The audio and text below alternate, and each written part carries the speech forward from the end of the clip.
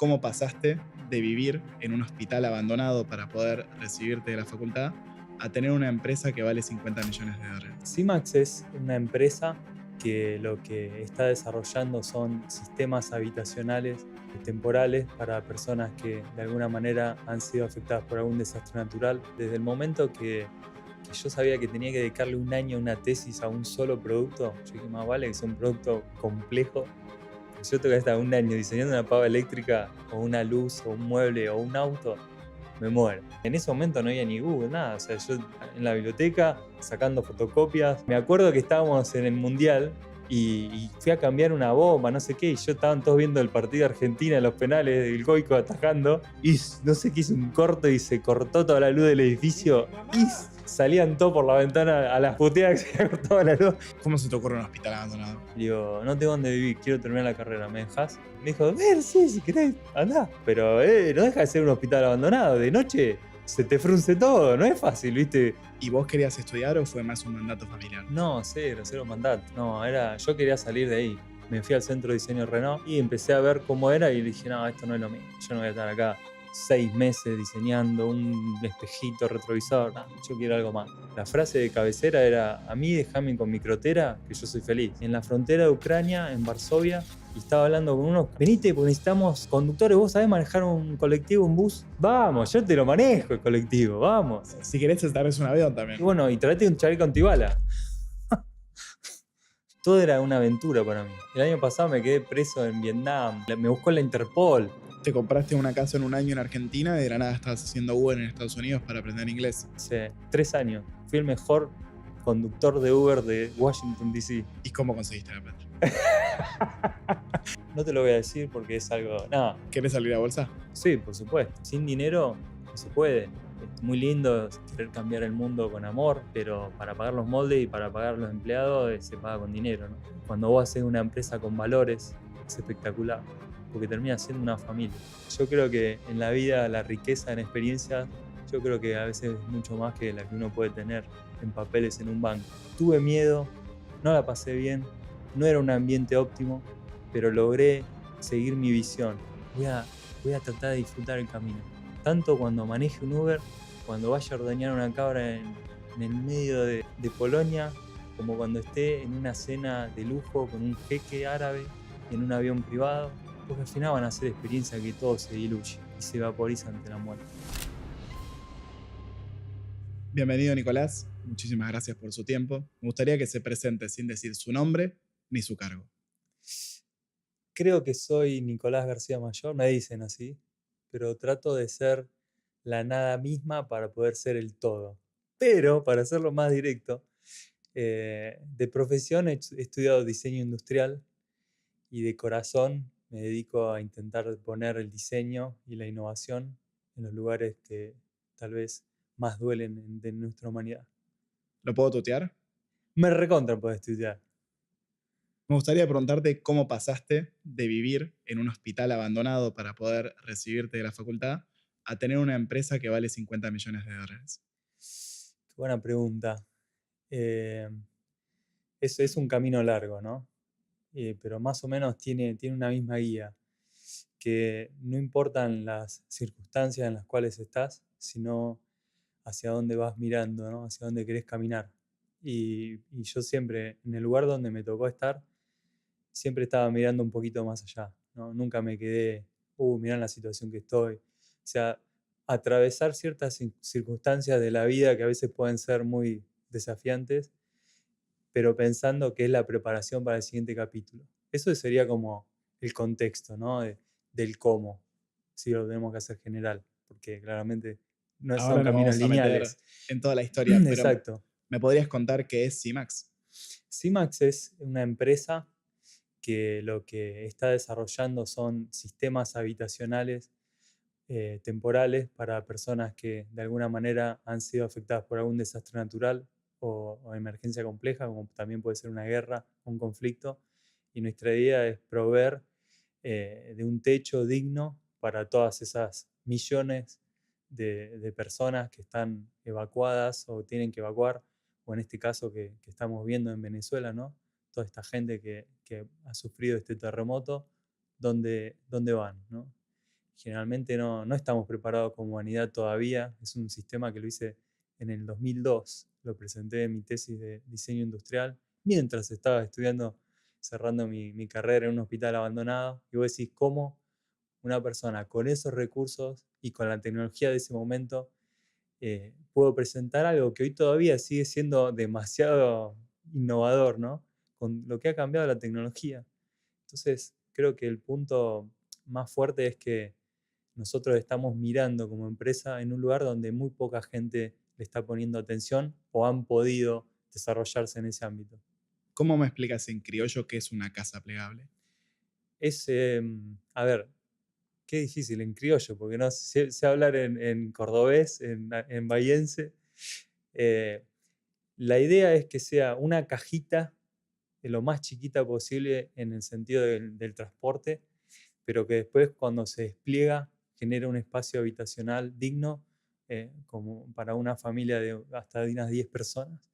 Entonces, nosotros redujimos el espacio a lo mínimo, que sería el espacio de una puerta, y, y bueno, y después cuando se despliegan los laterales, tiene un piso, los laterales se transforman en un piso rígido, donde se eleva del piso, y de alguna manera ese primer sistema, porque hoy ya tenemos más productos, pero ese primer sistema lo que pretendía era seguir la línea de un plan de diseño, que es, bueno, a ver, necesito que tenga, si la persona va a estar viviendo durante 2, 3, 5 meses, un año, no se sabe hasta que se le provee una vivienda final a esa familia, bueno, ¿cómo debería vivir? Y bueno, no debería vivir en el piso con una carpa embarrados, no debería estar con un elemento o una carpa con un cierre que cierra y abre cada vez que tiene que entrar. O sea, debería tener una puerta, debería tener un piso elevado, debería tener ciertas condiciones. Entonces, el producto está diseñado basado en esas condiciones, pero aparte basado en la emergencia. Que vos decís, ante una emergencia vos querés que la ambulancia llegue lo antes posible. Bueno, en este caso, ante una situación de desastre natural, vos querés que esa familia quede de alguna manera protegida lo antes posible. Entonces tienes un producto de fácil armado, que no necesite herramientas, que sea intuitivo, no que tengas que estar leyendo un manual de 300 páginas para ver cómo se ensambla. Uy, se me olvidó una herramienta, ¿cómo lo armo? Bueno, todos esos requerimientos están metidos en ese diseño. Sin embargo, con el tiempo y con el uso, que hoy ya estamos en 14 países, bueno, hemos ido aprendiendo nuevas cosas, ¿no? ¿Y quién les compra? ¿Quién es el cliente? Bueno, un poco de todo, hemos abierto el campo a distintas verticales.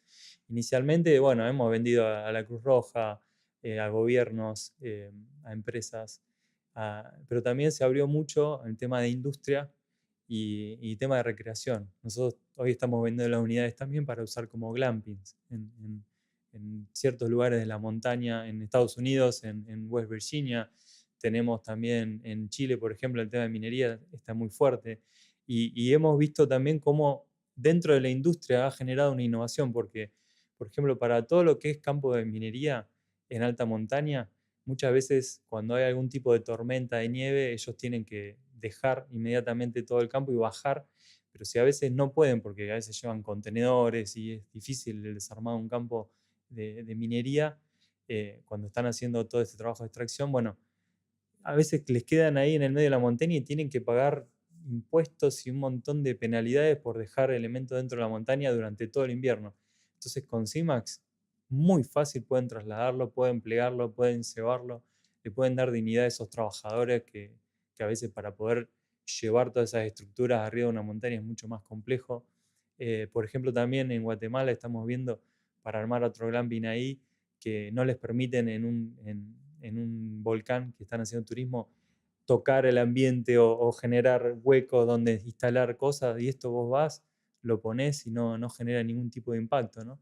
Entonces, y también en la guerra, o sea, fíjate todos los distintos ámbitos.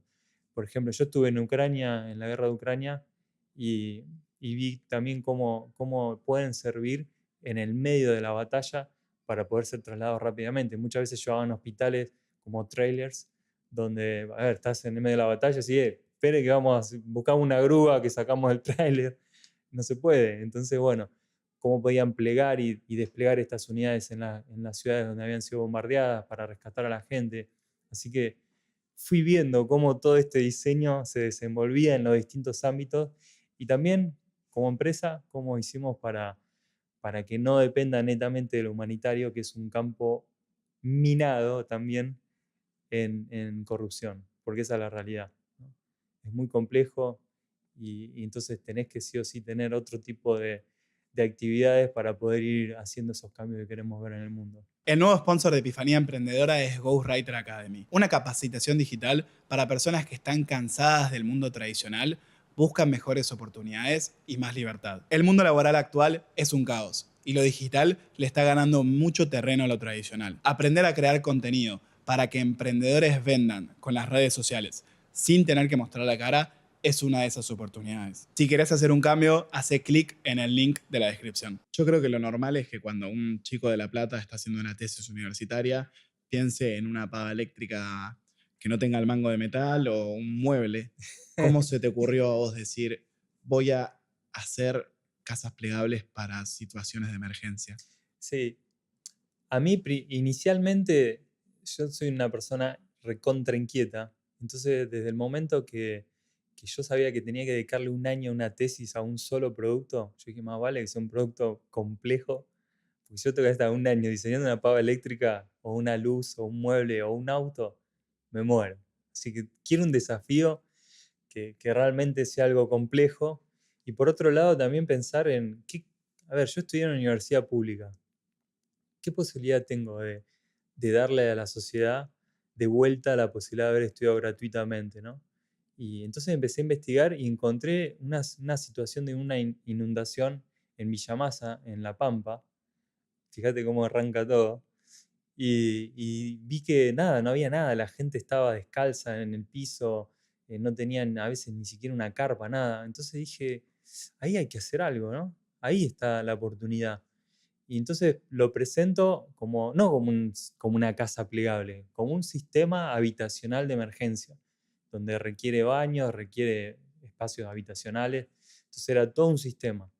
Y entonces el profesor me dice, mira, o sea, no te vas a recibir más. Mi sueño era ir a vivir a Europa y diseñar allá y ser el gran diseñador de Europa.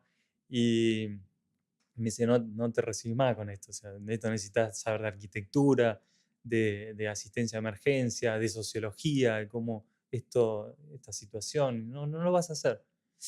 Ay, qué lindo esa palabra. Cuando me dijo, Ah, ¿no? ¿eh? Ah, ¿no? ¿Vos pensás que yo no puedo? Ay, ¿cómo me vas a decir que no voy a poder?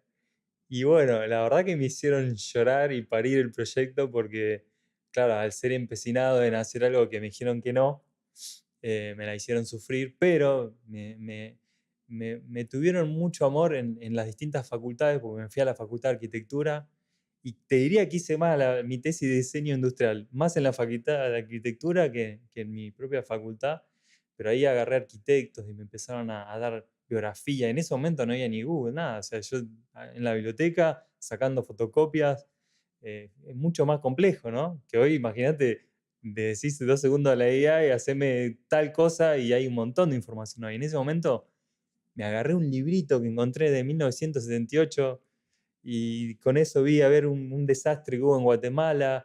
¿Y tuviste alguna experiencia cercana o alguna Nada. catástrofe o algo así? ¿O No, pero me fui a Defensa Civil de la provincia y me recibió el coronel no sé cuál, que no me acuerdo el nombre, me acordaba hace un poquito.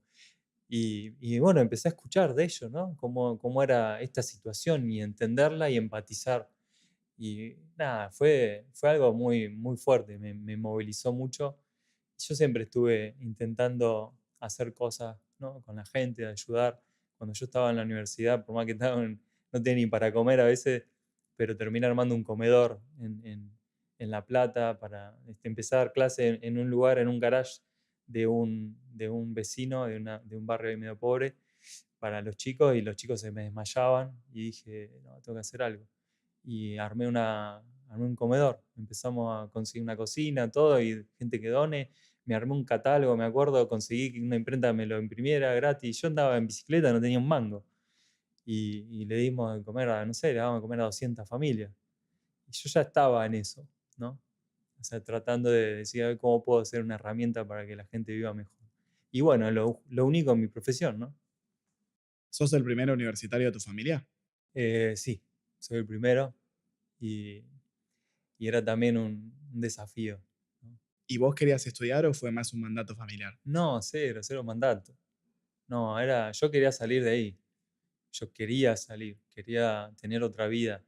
O sea, mi papá era una persona recontra inteligente y capaz y se daba maña para todo, no había cosa que no le hiciera frente, pero bueno, no tenía la posibilidad de ser aplicado, de estudiar, de darle teoría y técnica y hasta, yo creo que muchas veces vos podés tener mucha maña y tener capacidad y cosas, pero si a veces vos no tenés, sobre todo la persistencia y la disciplina, son cosas que todos lo sabemos, ¿no?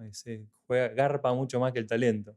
¿Y cómo fue la conversación en la que les dijiste, me quiero ir a estudiar a 800 kilómetros de mi casa sin un mango? Qué buena pregunta. Mira, cuando mis padres se separaron cuando yo tenía más o menos 8 años. Y la verdad que estaban cada uno en su mundo y no me dan pelota mucho.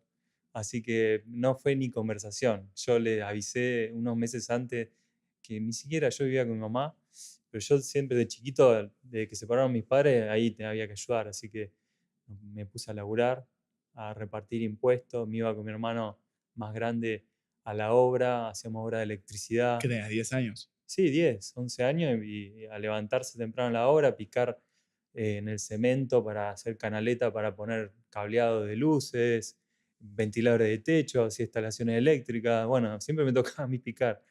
Y hacía de nada, y laburar, ¿no? Trabajar desde chico haciendo de todo. Y yendo por la calle siempre mirando botellas de vidrio para juntar y de venderlas en la cooperativa obrera, que era el de autoservicio ahí del barrio y sacar unos mangos y no sé, y con eso comprarme cosas. Me armé, fui DJ a los 12 años y pasaba música en casamientos, hacía fiestas en la escuela para los ¿Y qué egresados. matrimonio se le ocurrió? Pensó que era una buena idea contratar a un DJ de 12 años. Yo no lo puedo creer, porque ahora, viste, en ese momento vos te crees que sos grande, pero, Sí, pero viste, vos no. decís, pero decís, ¿cómo alguien en un casamiento se animó a poner un DJ de 12 años?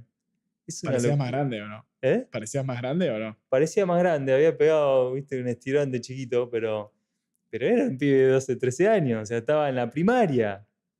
Y en la primaria mismo hice, no sé, hacía reuniones con la directora para, no sé, con el viaje de séptimo grado y decía, bueno, vamos a hacer fiestas para recaudar fondos para pagar el viaje a Mar del Plata. Y bueno, yo paso música y me había armado el juego de luces con arrancadores de los tubos fluorescentes. Viste que tiene un arrancador que ahora, bueno, ya todo bien eléctrico y LED, pero venía con un arrancador que el tubo hacía tit, tit, tit, tit, y arrancaba. Bueno, yo encontré que con el arrancador lo metés derecho a un portalámpara y hacía tit, tit, tit, tit, tit, hacía efectos de luces. Entonces me armé con latas de durazno, agarraba todas las que recolectaba en la calle con la familia, hacía todos juegos de luces con eso, le ponía un arrancador y hacía todo el sistema de luces y era DJ con basura, ¿viste? Armé hasta la mezcladora, todo. Entonces, bueno, tenía esas ganas de hacer cosas de siempre. Perdona que la pregunta era cómo le dije a mis padres, No, está perfecto. pero bueno, o sea, yo ya era recontra independiente y es más, ya trabajaba en esa época, junté dinero para ir a La Plata enseñándole a los militares de una base en Puerto, en Espora, una base militar, y les enseñé cómo tenían que cobrar por cajero automático. Entonces, estaba encima, yo iba a una escuela técnica, o sea, tenía doble turno, me levantaba como a las 4 de la mañana, me iba a la base naval, les explicaba cómo, les enseñaba a cobrar por el cajero automático en la base. Después de ahí me iba y había cambiado el laboratorio de la parte de la técnica. Estaba, no sé, dormía re poco. Y con ese dinero que junté, me fui a alquilar a La Plata.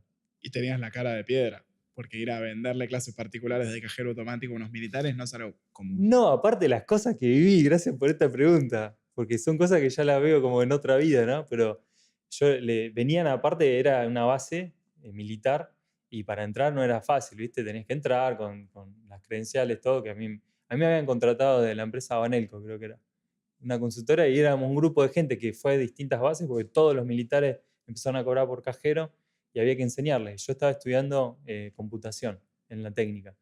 Y era el más joven, era como la mascota del equipo. Y claro, iba y yo le contaba a los militares todo, y un día, nada, yo le enseñaba desde el capitán no sé cuánto hasta el último, ¿no? Y siempre con la misma buena onda. Y una vez me dicen, flaco, vos tenés una buena onda. Y yo, no sé, tenía 15, 16 años. Dice, venite que quiero mostrarte algo. Y me subieron a un ¿cómo se llama? Un simulador de aviones que tienen para los pilotos. Y yo estaba con la corbatita, con un maletín que parecía un vendedor De seguro. de Biblias. Y me metí en un simulador y claro, y puso toda la cabina, así me subí, no sé qué avión era. Y de guerra, ¿viste? Y anduve en un simulador. Entonces, y después me invitaban a comer ahí a los militares, con el general, no sé cuánto. O sea, que yo ya tenía una vida que era totalmente ya de película desde chiquito, ¿no? Y claramente de padres separados, pues si no volvías y explicabas lo que habías hecho y no te iban a dejar salir más. No, no, ni sabía mi vida. Yo vivía totalmente libre, no, no. O sea, no, era imposible. Igual soy un tipo así, ¿no? Pero bueno, no, mi mamá estudiaba de noche, trabajaba, hacía lo que podía y bueno, papá también laburaba, el colectivero. Mamá era cocinera en un comedor escolar y fue a estudiar de noche para terminar la secundaria. O sea, nada, yo creo que lo mejor que yo pude tener fue la libertad de no tener condicionamientos, ¿no? De que decir, a ver, yo voy a hacer esto y bueno, es un tema mío. A veces es complicado porque yo veía a mis compañeros de la universidad donde, no sé, tenían que rendir y por ahí la madre viajaba y le cocinaban y estaban con el hijo y yo así, libre por el mundo, ¿no?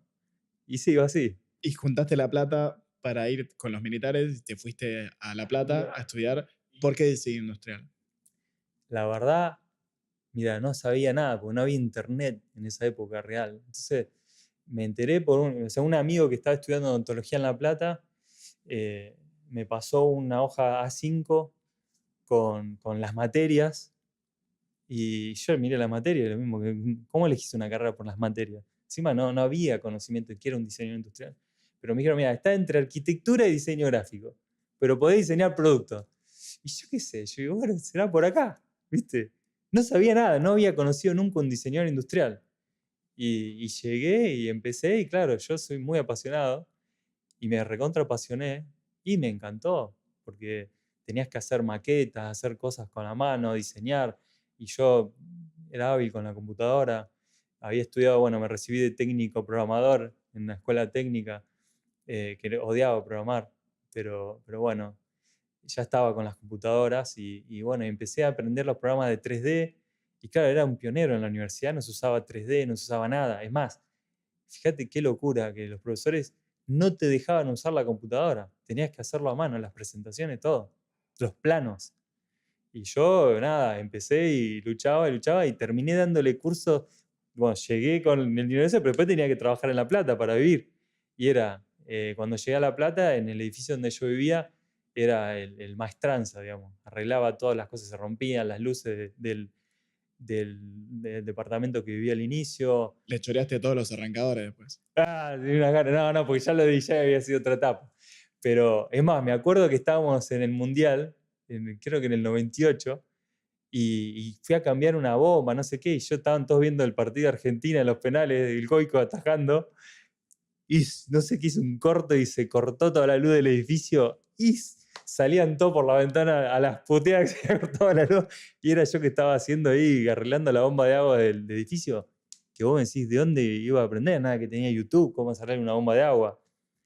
Pero bueno, trabajaba, hacía de todo. Después terminé, mejoré un poquito, me empecé a comprar cosas, me fui al buffet de la universidad, trabajaba en la cocina, hacía hamburguesa completa, de todo. Con eso me compré una impresora, empecé a comprar elementos de la universidad que necesitaba y empecé a armar cursos de AutoCAD, de 3D Studio, y le di cursos a toda la universidad. Venían flacos de quinto año, yo estaba en segundo, y bueno, y con eso también vivía. En un monitor de 14 pulgadas que tenía en mi pieza, tenía 2 alumnos y le enseñaba 3D.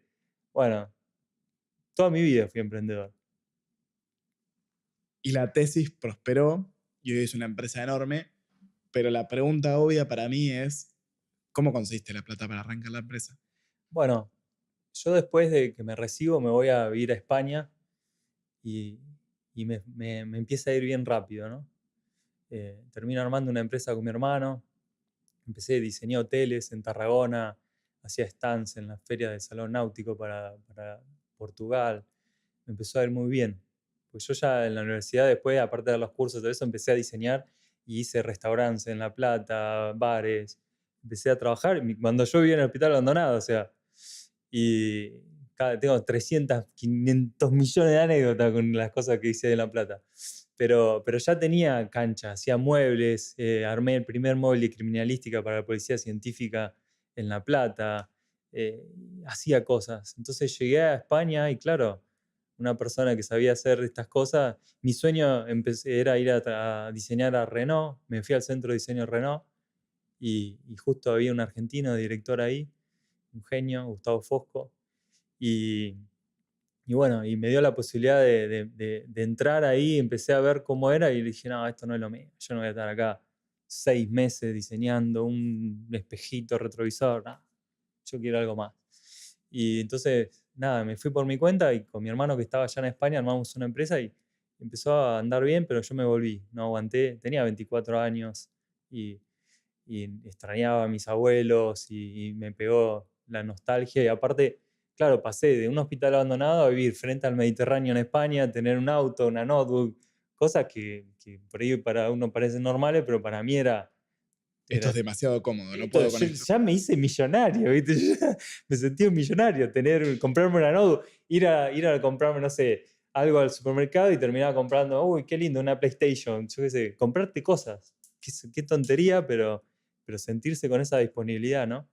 Y me di cuenta que, claro, la vida me pegó un tortazo porque me di cuenta que no era por ahí, ¿viste? Y que yo, claro, me vino de que no estoy haciendo nada por el mundo, de que yo hacía comedores para niños y ahora estoy acá tratando solamente de salvarme y tener cierta vida económica y también venir de una familia de muy abajo donde eran felices con lo que había generalmente. Por mi mamá fue más luchadora, pero mi papá era, la frase de cabecera era, a mí déjame con mi crotera que yo soy feliz.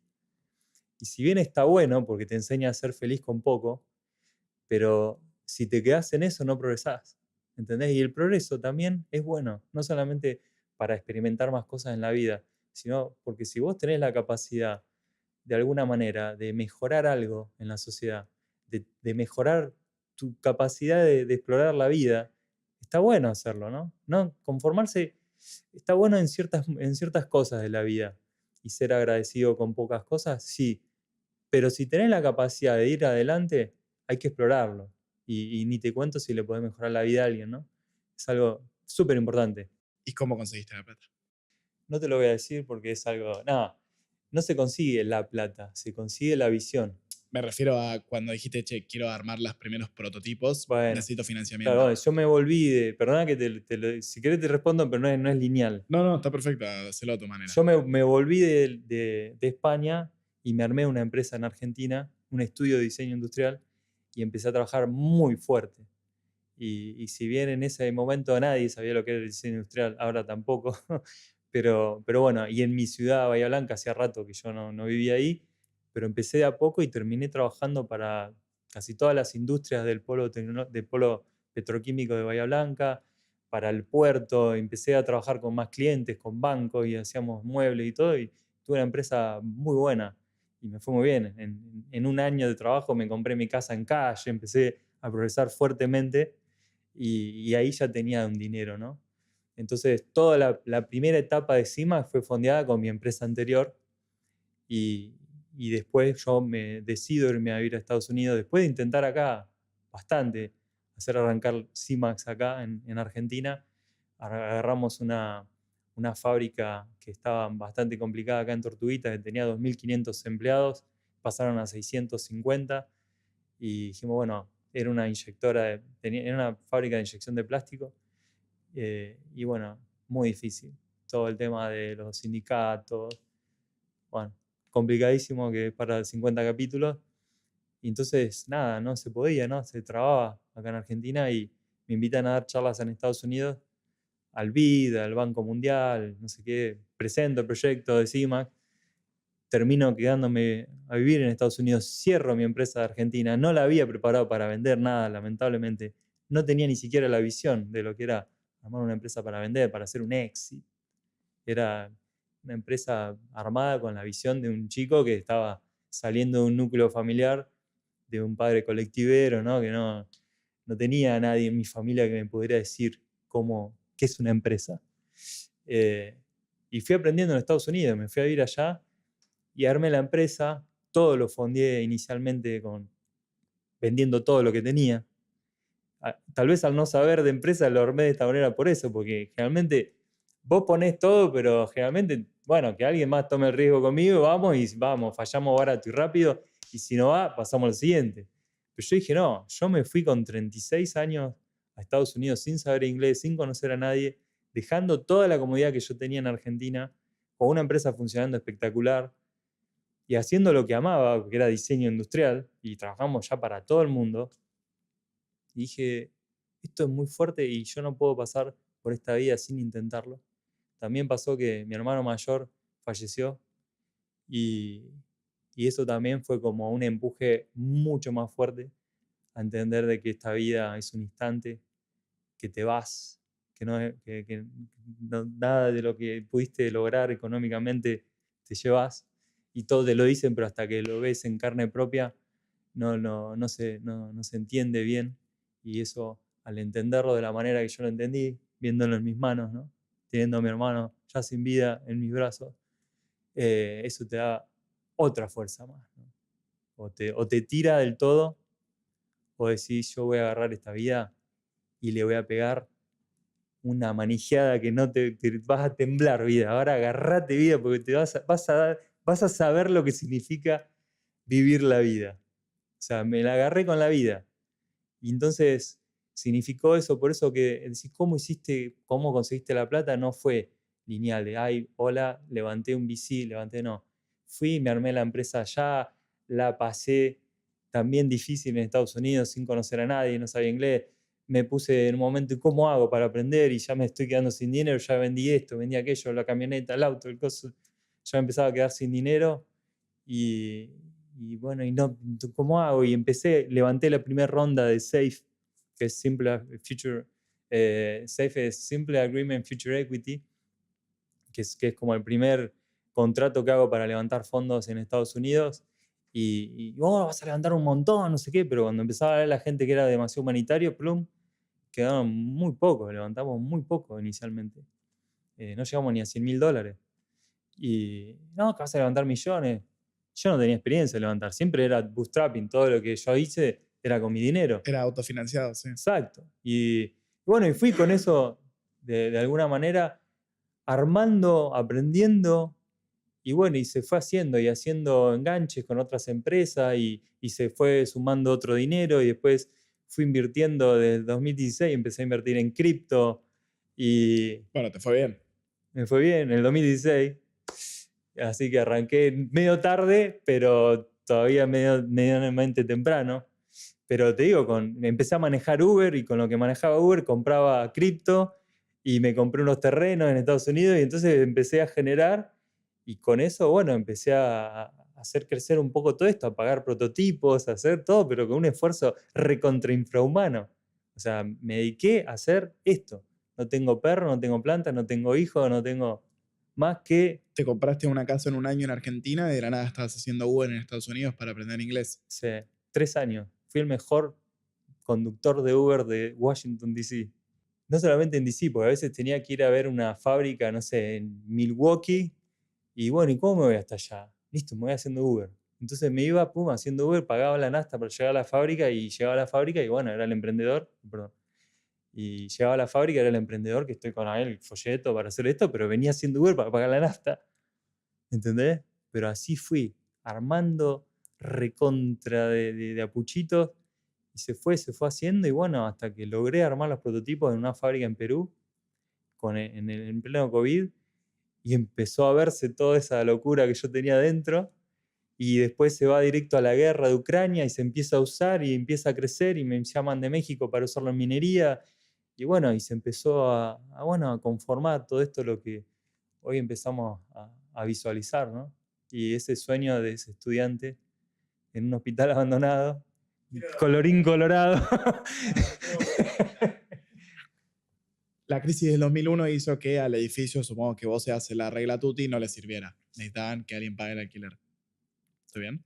No, en el edificio donde yo vivía viví poco tiempo, pero después me fui mudando y me fui a mudar con otro amigo y la crisis hizo que muchos amigos se volvieran a su ciudad y dejaran la carrera. Entonces ya no tenía con quién compartir. Claro. Y ahí donde voy a buscar a alguien donde vivo. ¿Y cómo se te ocurre un hospital abandonado? La gente piensa, bueno, me vuelvo a Bahía con mi familia, no dice, che. Había que volverse, sí, no había otra. Y yo había hecho diseños de unos stands para una empresa en La Plata de medicina prepaga y sabía y a veces yo tenía, no sé, 20 años y me invitaban o sea, me conocieron los dueños y les caí en gracia, como pasaba con los militares, terminaba siendo una mascota. Siempre fui medianamente así, entrador y simpático, por decirlo. Y me invitaban a las reuniones de directorio de la empresa esta medicina prepaga cuando yo había hecho, no sé, un stand para un evento de ellos, pero les caí en gracia y veniste a La junta a la junta directiva. Y yo lo veía todo de traje ahí en la junta directiva y yo iba, que me iba en bicicleta y le dejaba la bicicleta 2 cuadras antes, atada con candado, y me iba para no llegar todo transpirado a la junta directiva. Así que yo iba y opinaba, ¿viste? Me preguntaban y yo opinaba. Qué loco, mirá las cosas que me estoy acordando. Y entonces ahí yo me hice amigo del dueño de esta empresa y cuando pasa esto yo le digo, mirá, no tengo dónde vivir. Y yo sabía que tenía un hospital abandonado. Digo, pero aparte, la cara que tenés que tener para decirle, che, ¿puedo vivir en uno de tus hospitales abandonados? sí, tenía uno abandonado, tenía varios hospitales de tipo y uno estaba abandonado. Y digo, no tengo dónde vivir, quiero terminar la carrera, ¿me dejás? Y ahí me dice, ¿estás loco? ¿Cómo vas a ir ahí? La verdad que podría haber dicho, mira, tengo Venite dinero. a casa, sí, una Yo cama. qué sé, aparte iba a la casa cada tanto, que era una casa tremenda. Ya, solamente si me dejaba vivir en el gimnasio de su casa ya era tremendo para mí. Pero bueno, me dijo, sí, si querés, andá. Era Y una película, vivir en un hospital. bueno, y aparte tengo un amigo que estudió cine en La Plata y vino a hacer una película de terror al hospital. Te juro por Dios. Daba para película de terror. Y el hospital estaba pintadito, porque estaba abandonado, pero estaba sin uso, digamos. Pero no deja de ser un hospital abandonado. De noche se te frunce todo, no es fácil, ¿viste? Porque se escuchan ruidos y sabés que ahí murió gente y miércoles. ¿Cómo elegiste tu cuarto? Bueno, era el más grande, que era la sala de radiología. Y aparte tenía toda una bajada así para silla de rueda, que yo manoteé un par de sillas que tenían rueditas y entonces venían mis compañeros de la universidad y jugábamos a bajadas así de ahí. Estaba buenísimo esa parte. Que no se entere el dueño porque se va a calentar, porque alguna silla se rompió.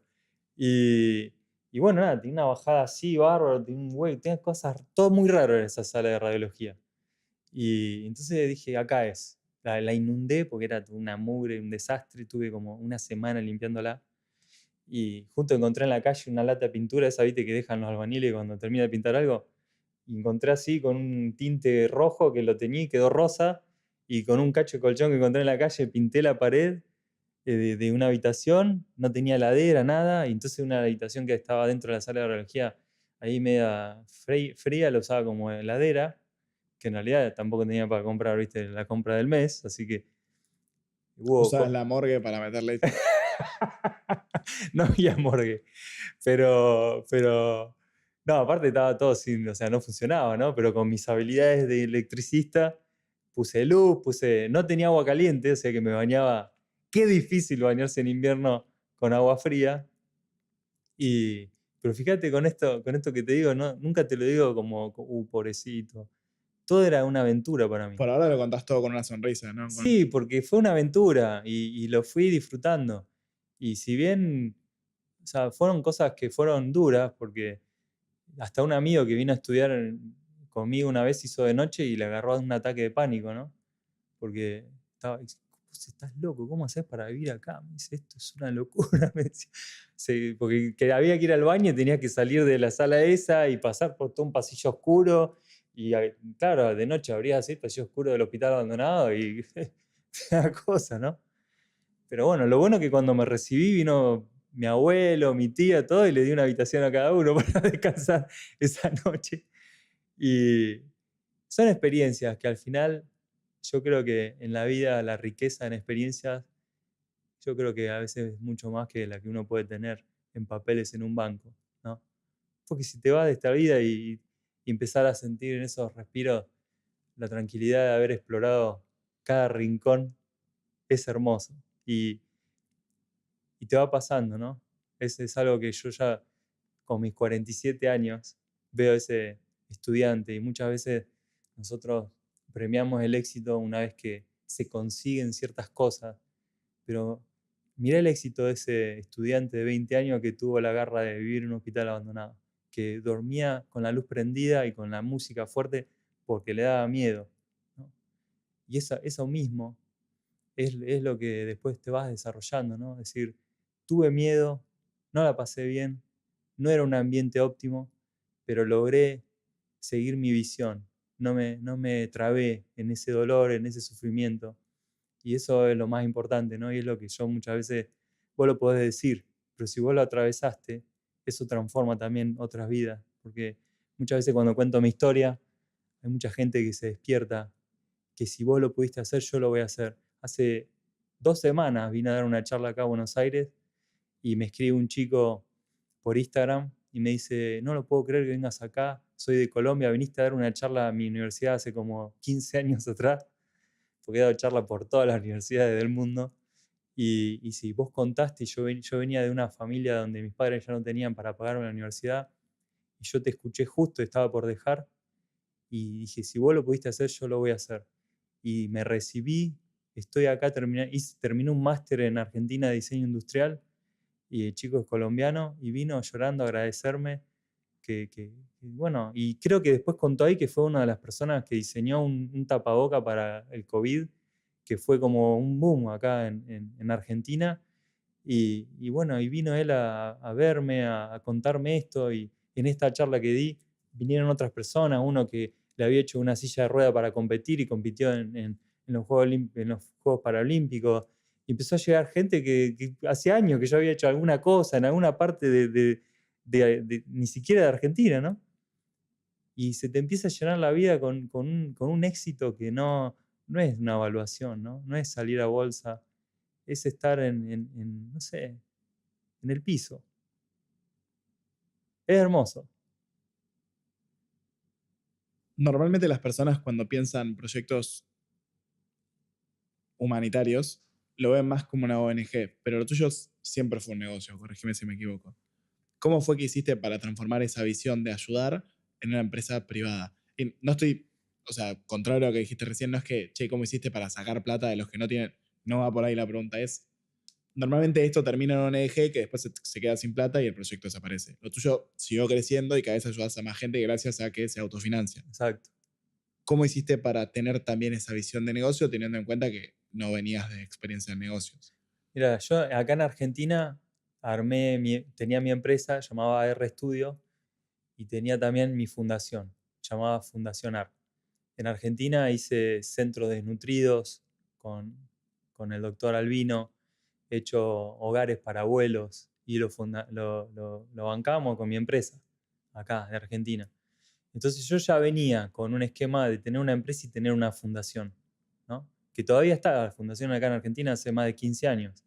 En el último evento que pasó en Bahía Blanca en la inundación hemos ayudado muchísimo.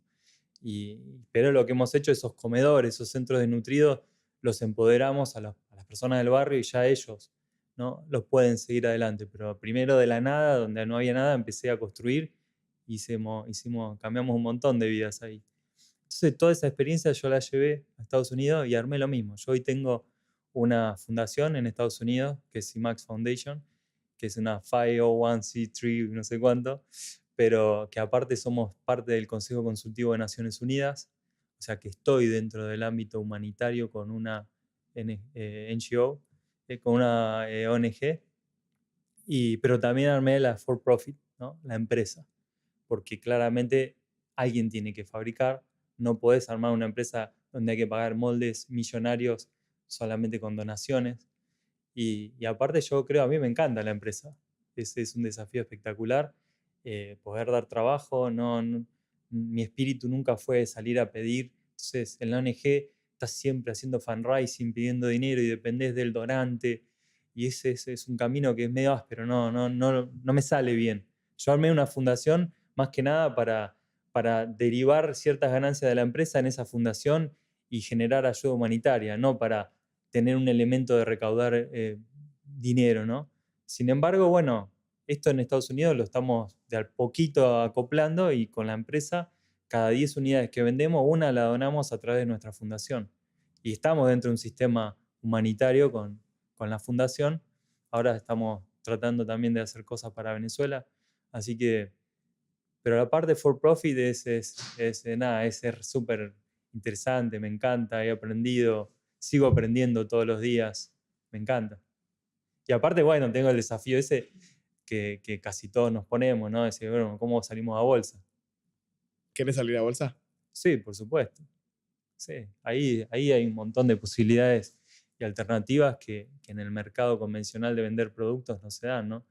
La cantidad de dinero que hay en ese mercado es un dinero que te puede apalancar para hacer cosas increíbles. Entonces, yo fui cambiando muchísimo mi mentalidad, ¿no? Tuve que hacerme una reprogramación grande de a mí déjame con mi crotera, que soy feliz, a decir cómo maximizo todo lo que puedo en mi experiencia de vida y recaudo la mayor cantidad de dinero posible para poder hacer esa transformación.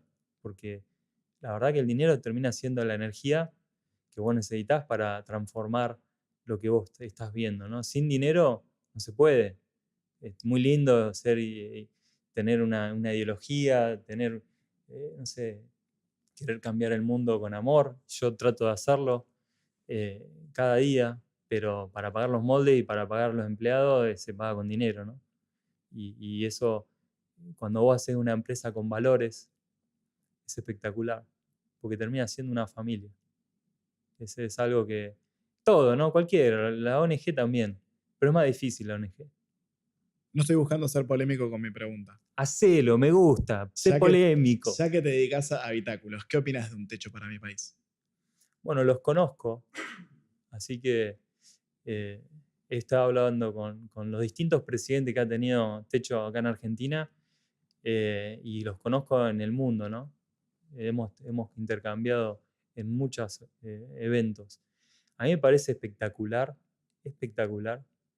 la capacidad que ellos pueden llegar a tener de conseguir voluntarios, de sacar a la gente de situaciones que están súper en extrema necesidad y darle un lugar, ¿no? Y mover toda una cantidad de voluntarios que entre todos le hacen la casa y que hasta a veces tienen que poner un poquito también las familias para tener ese hogar. Es un sistema espectacular. A mí me llamaron varias veces para rediseñar sus casas. Y hasta el año pasado estuvimos hablando para poder hacer algo juntos. Y diseñé muy rápido, porque hubo mucha gente que perdió su casa en mi ciudad, en Bahía Blanca, y lamentablemente no pudimos avanzar. Pero me parece una organización espectacular. La gente que yo me he juntado ahí son gente, nada, son generalmente jóvenes que tienen esa ilusión, ¿no? Y también tienen una fábrica que fabrican. A mí me parece que yo como diseñador industrial que conozco otros materiales, que conozco otro mundo de la industria, lo haría distinto, ¿no? Si es que vos querés ser, que te diga ahí, que te serruche. Dame el pero, dame el Es lo que es el pero, ¿no? A ver, ¿en qué es lo que yo le veo malo? Pero no puedo ser injusto porque lo que hacen es increíble. Yo claramente como diseñador haría un poquito distinto el diseño con el dinero que ellos hoy pueden hacer, la solución que están haciendo, tal vez se podría hacer algo mejor, ¿no? Con otros materiales y con un poquito más de dignidad para las familias. Pero bueno, son pasos que no son fáciles de dar. Entonces yo los respeto muchísimo en eso. ¿Y por qué no pudieron avanzar juntos? Porque se despelotaron y no me respondieron mal los mails. O sea, quedamos en una forma de trabajar para hacerlo de tal manera y mi forma de trabajar, si bien soy flexible en un montón de cosas, cuando yo me voy a poner a trabajar en algo, voy a poner mi tiempo, es tal día, a tal hora, durante tal tiempo vamos a hacer esto, después dejamos, Y si vos no te organizás así, estás medio despelotado en tu organización, yo no meto un segundo. Y en eso soy recontra inflexible. Porque me gusta muchísimo mi vida, le dedico mucho tiempo de mi vida a estar en la naturaleza, a nadar en mi lago, a salir a correr, a salir a navegar en mi velero. Me gusta mi vida y me gusta todo lo que hago, pero no me gusta perder el tiempo. Ni en reuniones que damos vuelta, ni en a ver que ahora viene el otro que hace aquello, que viene... No, no, no. Y eso pasa muchísimo, ¿no? En las ONG, porque a veces no tienen la dinámica que tiene un emprendedor de una empresa que tiene que generar dinero, que no puedes, ¿viste? Estar en reuniones de casa, a ver si vemos acá, ahora vamos a presentárselo allá. Esos tiempos a mí me desesperan. ¿Cuál fue el día en tu vida que más miedo sentiste? Bueno, cuando una vez me echaron de mi casa, ¿no? Yo tenía ahí 10 años, Ya trabajabas en la obra igual, esa. ya estaba trabajando ahora, pero todavía era chiquito. Y me echaron al carajo de mi casa. Y ahí fue uno de los momentos de mayor miedo que tuve. Porque no tenía dónde estar. Dormí en una plaza. ¿Por qué te echaron? No sé, me habría mandado una macana, no sé. No tiene sentido. Un niño, ¿qué puede hacer para que lo echen de la casa? Nada, ¿no? Una equivocación de ellos. Porque no me la voy a meter en mi lugar. No hay nada que un niño pueda hacer para que se quede durmiendo en la calle. Nada. Y tuve mucho miedo. Y dormí un par de días arriba de un tobogán de la plaza. Y me acuerdo, esa imagen está grabada, ¿no? Mirá que pasaron años, casi 40. Pero estoy ahí agarrado de mis rodillas arriba de un tobogán, con mucho miedo, con frío y después con hambre, pero pidiéndole a Dios que me ayude, eh, tratando de salir de ese momento, ¿no? Después de grande fui a esa plaza y fui a ese tobogán, que yo pensé que ese tobogán me iba a proteger esa noche, y el tobogán me llegaba a la cabeza, ahora, acá. Yo me acuerdo que ese tobogán para mí era lo que me estaba protegiendo, ¿no? Mirá, eso que yo veía como algo que me costó subir a ese tobogán para que nadie me viniera a hacer algo esa noche, ahora me llega a la cabeza. Y vos sabés que yo de alguna manera conecto, porque mucha gente dice, vos hiciste Sima porque viste en un hospital abandonado. Y vos sabés que hace poco tiempo yo conecté esa situación con un refugio, con un sistema habitacional para personas que lo perdieron todo. Y tal vez puede ser ese niño que pensó en eso, ¿no? Nunca lo he contado esto, pero hace poco que me vino y que lo conecté y que digo, eso sí probablemente haya sido, tal vez no consciente, pero estuvo bueno el saber de que en ese momento, aunque sea, no sé, le pedí ayuda a Dios, ¿no? Y después, el segundo momento más complicado fue en la guerra, en Ucrania. Eso fue difícil, pero fíjate que los miedos vienen al final a pegarnos un serruchón o un cincelazo en la obra de arte de nuestra vida, donde se define un montón de cosas. Vos tenés un cacho de piedra y le pegaste 2 o 3 golpes y, mirá, esto va a ser tal cosa. O sea, son momentos clave de la vida, esos miedos, cuando vos lo lográs atravesar. Yo estaba en la frontera de Ucrania, en Varsovia, y estaba hablando con unos que habían llevado refugios todo, y no, Nico, estamos salvando gente, tenés que venir para Moldova, vamos a estar en Nicolás se llamaba la ciudad. Venite porque necesitamos conductores, vos sabés manejar un colectivo, un bus, porque tenemos buses escolares para entrar a rescatar a la gente dentro de Ucrania, porque están todos viste, Rusia están tirando. Y yo, mirá, yo qué sé, mi abuelo era colectivero, mi hijo colectivero. Yo fui Uber, algo, dale, vamos. Vamos, yo te lo manejo el colectivo, vamos. Bueno, si querés te traes un avión también. estoy en eso. Porque manejo velero todo y nunca saqué carnet de nada. Pero bueno. Entonces me voy manejando de Varsovia, voy bajando hasta llegar a Moldova. Y llego, bueno, a las 5 de la mañana vamos a entrar en esos buses y lo vamos a agarrar y vamos a entrar. Tenemos que pensar porque están tirando a los buses. Entonces, ¿cómo hacemos para proteger a la gente? Y bueno, y tráete un chaleco antibala. Digo, sí, sí, bueno, y vos estás con eso, estás enganchado, hay que salvar vidas, ¿viste? Y después digo, ¿dónde consigo un chaleco antibala? No lo venden en el Vos me decís supermercado. acá en Argentina, ¿dónde conseguí un chaleco antibala? No tengo ni idea. Imagínate pasando por Hungría, por todos los países que yo fui pasando para llegar a Moldova, en su idioma, a ver, en Rumania, decís, dame un chaleco antibala, ¿dónde lo conseguí? Bueno, voy así. Después dije, a ver, ¿qué estoy haciendo? ¿Qué premio querés obtener por salvar miles de vidas o cientos o 50 vidas en un colectivo que van a disparar? ¿Qué historia querés contar, Nicolás? Porque ponele que no la contés. Pero ¿y si llegás, te tiene una bomba y te queda la mitad del cuerpo? Si vos ya trajiste unidades acá, ya estuviste, ya están usándose como hospitales. ¿Ahora qué? ¿Hasta dónde querés llegar? ¿No? Me lo dije. ¿Qué querés que te.? A ver, te entrego ahora, dale. ¿Qué querés? ¿El premio no de la paz? Toma, te lo entrego. Vas a estar. Te van a decir acá en el diario, tal vez alguien se acuerde y pongan un título, mirá, el argentino que trató de con el colectivo salvar vida. ¿De qué te sirve, maestro? Dejá de buscar el reconocimiento, dejá de que te quieran. Querete vos. Aprendí a quererte. Todo esto me lo recontradije. Entonces llamé a esa persona y le dije, ¿sabes qué? No cuenten conmigo. Yo no voy. ¿Cómo que no? Ya está el bus, vamos a salvar, son 500 personas. Primero me voy a salvar yo, maestro. No tengo chaleco antibala, no tengo nada y tengo todavía un montón de cosas que quiero vivir. Quiero tener una familia, quiero tener hijos. Eso lo quiero vivir, maestro. Y sí, no salvé 500 vidas, miré al cajón pensando que no la salvé, pero tengo que salvar esta primero, porque esta es la responsabilidad más grande que tengo. Y ese momento, no sé si fue de miedo, si no fue de iluminación. Ahí estaba así, te juro, Gonce estaba que fue muy fuerte, porque fue enfrentarse con un montón de cosas, ¿no? De por qué lo hago, el reconocimiento, porque al final mucho pasa por ahí, ¿no?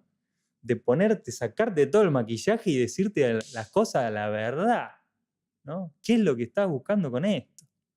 ¿Por qué vas a arriesgar tu vida? Contame.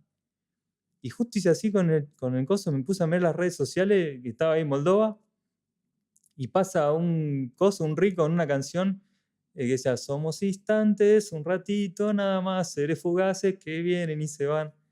Y dice en un momento, y si me siento estresado, me voy a la playa bonita. Dije, a ver qué playa hay por acá. Encontré Croacia. Uy, siempre quise ir a Croacia. ¡Pum! No sé, estaba a 10 horas de Croacia, me fui manejando a Croacia, corté todo, me quedé 2 semanas nadando en el Adriático, reseteando mi cabeza. Y ahí fue un cambio de la empresa. Volví y empecé a hacer otras verticales, nada, no tan enfocado humanitario, vamos por el glamping, vamos por la industria, porque aparte en lo humanitario que yo viví en Ucrania era, si querés vender acá tenés que darle una coima a este, si querés allá tenés de esta organización, de este gobierno. Entonces fue un golpe que yo me estaba moviendo todas las estructuras, ¿no? Yo había levantado dinero, había que ayudar a la gente ¿y ahora qué? Todo esto es una mentira. Todo lo humanitario es un choreo permanente por todos lados. ¿Qué hago? ¿Qué hice con tantos años de mi vida? Dejé todo. Y ahí fue muy difícil. Pero ahí le encontré. Otra vez, me conecté con la naturaleza, con mi interior.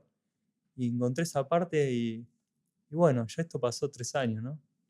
Y estoy aprendiendo nuevamente y cambiaron muchas cosas en mi vida después de eso. Porque al haberme hablado así sin maquillaje, bueno, me empecé a hacer un trabajo más fuerte para quererme primero, ¿no? Para valorarme, porque nadie más, y esto se lo digo a todos, ¿no? Que es importantísimo, nadie más va a poder valorarte como vos mismo porque vos sabés las batallas que peleaste, vos sabés los momentos tristes que tuviste que pasar en tu vida, no hay nadie que pueda entenderlo. Ah, sí, llegaste a tal cosa, pero vos sabés lo que te costó eso. Y valorarte y quererte y protegerte, muchas veces se ve como, uy, mirá el ego que tiene, uy, mirá, se pone primero él. Pero eso es una prioridad.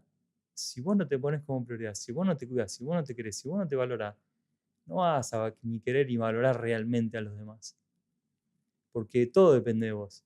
Si vos no estás respirando, no existís vos, no existe él, no existe la cámara, no existe el que escucha. Y si vos te preocupás por cuidarte a vos mismo, pucha, se va a convertir en un mundo bárbaro. Porque vos estás feliz, vos estás contento, vos te reconoces. No habría guerras. Venís bastante bien, pero me gustaría preguntarte qué fue lo más loco que te pasó en un viaje. Hice de todo, Gonza. He Justo viajado por casi 100 países. Tengo tantas anécdotas. El año pasado me quedé preso en Vietnam.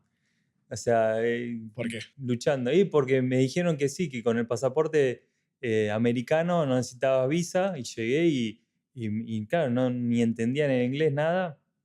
Bueno, pero eso es lo de menos. Bueno, me quedé, me buscó la Interpol en un momento porque se me llenó el pasaporte en un momento y ya tenía todo el pasaporte lleno de sellos, no entraba más, llené el pasaporte.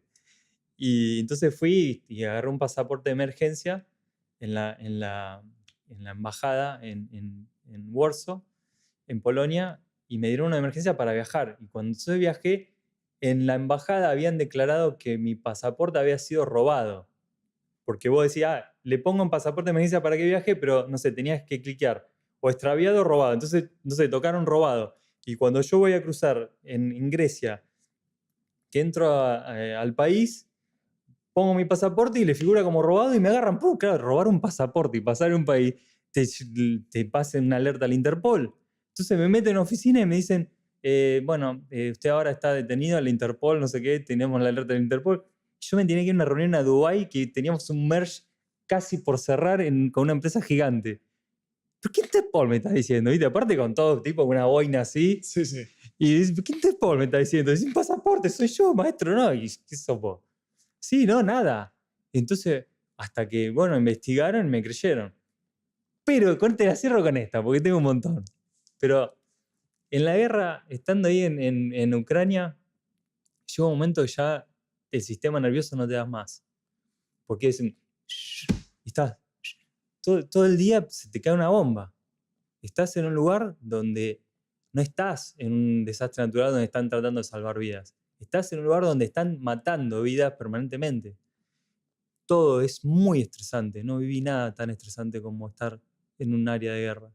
Entonces me fui a un Airbnb, me contraté en el medio de una granja en Polonia y hermoso, una cabañita en el medio de una granja con vacas, todo. Le pedí a la señora, vi una señora sola ahí que tenía el Airbnb y le pedí cortar el pasto. Entonces me acuerdo, me saqué la zapatilla, me puse a cortar el pasto y le corté el pasto a todo el campo. Me adoraba la tipa que hablaba polaco, ¿no? Pero necesitaba resetear mi cabeza, había visto muchas cosas, ¿entendés?